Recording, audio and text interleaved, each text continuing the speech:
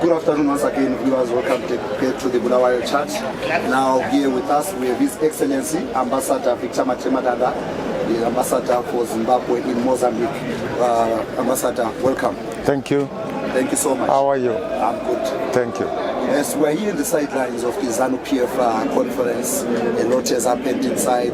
His Excellency has given us a very moving speech, and as part of his speech there was a congratulatory part to the Frelimo Party of Mozambique. Just give us a brief about the recently held elections and your experience there. No, well, the process was a bit long. It started mid this year by selection of candidates for all political parties, and Frelimo first. They got a person that was like a dark horse. He was not known, and not many expected him to do the wonders that he did. Personally, I knew him as governor of Inyambane because we've got a construction site there, so I was working with him. But from Norway, he won the Frelimo candidacy, which I think shows how democratic the party is. And yes, the other political parties also had their candidates, and we finally came to a point, that is 9 October, when elections were held. There wasn't much coming towards the elections. Of course, you know, a lot of things are said and done, but there were accusations that another candidate's vehicle was burnt, but when we sent people there to go and verify, there was nothing. So we don't know what really happened. Then on the election day, it was peaceful, no events, and events only started when they began to announce the elections, the results. You know, one candidate claiming to have won and preparing to form a government. We've seen that before in Zimbabwe. Yeah, and so it went on like that, but when we got into the second, third, fourth day, it was Frelimo leading, and they started organizing demonstrations and so forth. This has been going on, but of course police being able to control the situation before it got out of hand. Mozambique, or President Chapo, the incoming president, won with a 70% victory, and I think that was just high, and also even the party was higher in percentage terms. In fact, Frelimo won in all the provinces, so I don't think there is any logic in trying to complain, but you know, elections being elections, people always have something to say. But I think overall, the elections were very free and fair. So still on the elections, with your experience here in Zimbabwe as a legislator before, you've campaigned in Zimbabwe.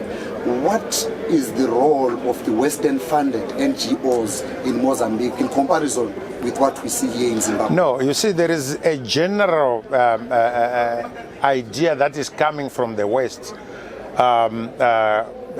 This of acceptance by the opposition, the politics of legitimacy, where they will say, okay, yes, Part A won, but Part B is not satisfied, and therefore there must be a power sharing thing. And this is why they cause demonstrations and so forth.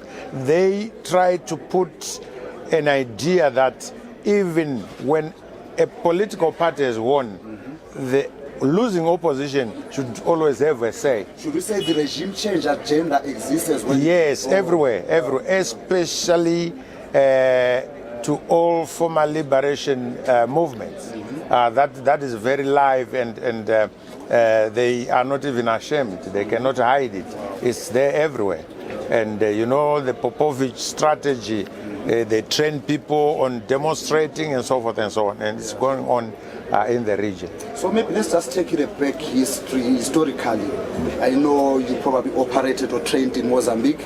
Tell us about the ties between Zimbabwe and Mozambique, ZANU-PF and Frelimo in particular. Yeah, we are very close, not only because of the war, but because also of our ethnical backgrounds. You find people speaking Ndebele who are Mozambican. They speak Shangani, they speak Shona, and so this is why you were hearing them saying Zimbabwean had voted. Oh, that's where it was coming from. Yes, but they are not Zimbabweans. They are Mozambicans who speak Shangani, who speak Ndebele, who Zulu, who speak Shona. If you come from Chikwalakwala along the border to Tete, they speak Shona. Wow. And how would now an observer make sure that he is or she is talking to a Mozambican or a Zimbabwean through language? So they just, but we are close because of that, but yes, because of our history in the liberation struggle. Both Zanla and Zipra stayed. Former President Pelekezela Mpoko was in Mozambique, being a Zipra person and so forth. So we are yes. I've been speaking to his wife today in Portuguese. Yeah. So this is what it is. We are one. Yes, and for someone to try and say no, Zimbabweans have done this, Mozambicans have done no, it's not founded anywhere. Okay. Now coming back to your current posting, what economic ties and projects are you working on trying to bring business from Mozambique to Zimbabwe? We have always said that there are very many farming opportunities in Mozambique, mining. We are working on electricity. At the moment, as you might know, we are working on a deep sea port in Teko Banini, is it south of Maputo, and we have other programs and projects in Mpandankua and so forth.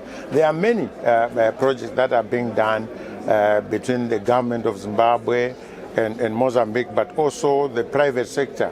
The insurance industry in Mozambique is mainly occupied by Zimbabweans. Wow. Yes. And we are now into animal husbandry. You know, we've got our people that are rearing goats and many other things. Yeah. There you have it, viewers. All the myths have been demystified. Thank you very much, Ambassador Matemadanda. Thank you so much. Thank you. Thank you. Cheers.